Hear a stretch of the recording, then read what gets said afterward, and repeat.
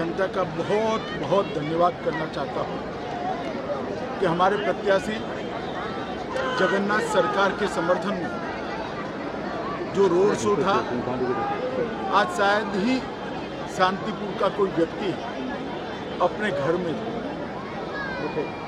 Bharatiya Janata party को जिताने के लिए, जगन्नाथ सरकार जी को जिताने के लिए पूरा शांतिपुर आज सड़कों पर आया है। मैं शांतिपुर की जनता का बहुत बहुत धन्यवाद करता हूँ कि पौराणिक भूमि पर मुझे पूरा भरोसा है कि 2 मई को कमल खिलेगा और जगन्नाथ सरकार जी जीत कर आएंगे। बंगाल के चुनाव के चौथे चरण के मतदान में कल एक दुखद घटना हुई। एक बूथ पर कुछ अज्ञात लोगों ने हमला किया। सीआरपीएफ के हथियार लूटने का प्रयास किया और जब सीआरपीएफ ने अपने बचाव में, अपने हथियार बचाने के लिए गोली चलानी पड़ी, इसमें 4 लोगों की एक मृत्यु हुई। ये बहुत दुखद घटना है। मगर इससे ज़्यादा दुखद जिस प्रकार से इस घटना को पॉलिटिसाइज किया जा रहा है वो है। मैंने ममता दीदी के स्टेटमेंट देखे। उसी बूथ पर सुबह आनंद बर्मन का हत्या कर दिया गया,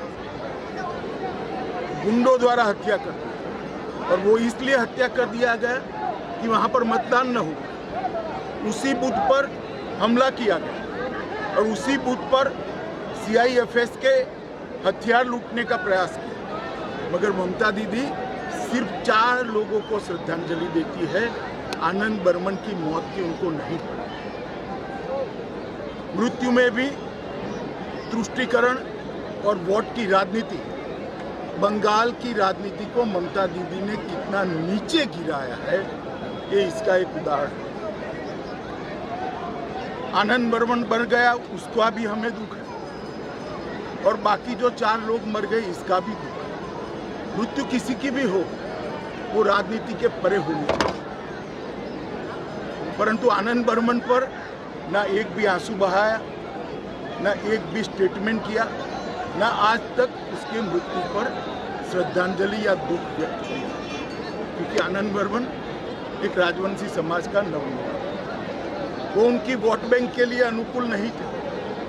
इस प्रकार की राजनीति ये बंगाल का परंपरा नहीं है, बंगाल की संस्कृति नहीं है। और उसी शीतलकुची सीट पर ममता दीदी ने कुछ ही दिन पहले भाषण किया था कि सीआईएफएस सीएपीएफ वाले आए तो उनको घेर लो, उन पर हमला करो।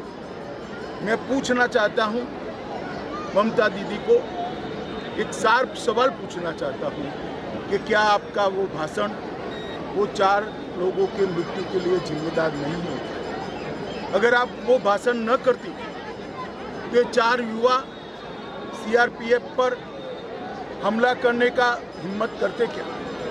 आपने उनको उकसाकर एक गोलीबारी का कारण दिया है। मैं मानता हूं कि ममता दीदी के पास अभी भी समय है।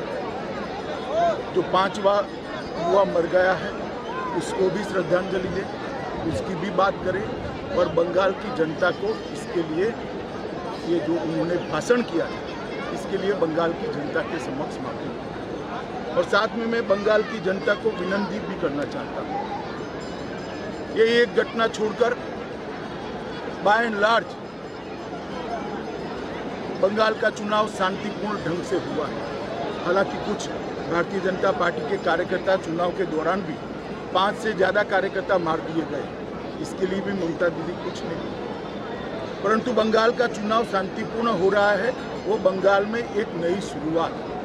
पहले कम्युनिस्ट और फिर तृणमूल कांग्रेस ने राजनीतिक हिंसा को बढ़ावा दिया है।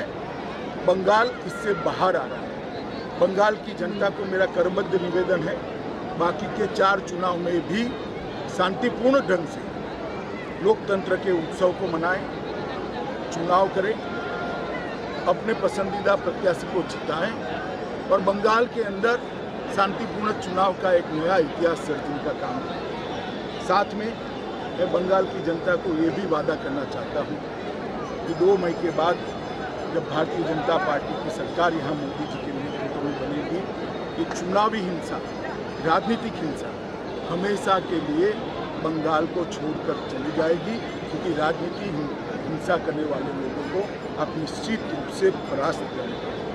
मैं फिर से एक बार शांतिपूर्ण चुनाव के लिए सभी को अपील करता हूँ, सभी दल के कार्यकर्ताओं को अपील करता हूँ कि चुनाव आयोग के बनाए हुए नीति नियमों के अनुसार हम चले, इसका पालन करें और चुनाव को शांतिपूर्ण रखें। धन्यवाद।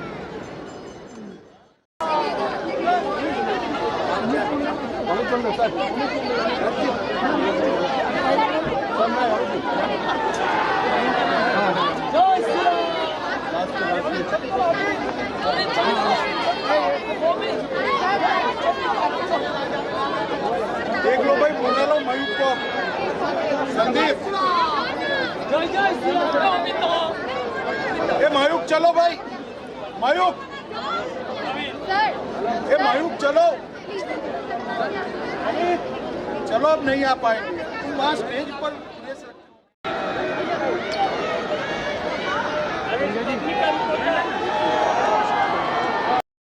आप चलिए आप बचिए सर, यहीं से लो आप चलिए आप बचिए सर, यहीं से लो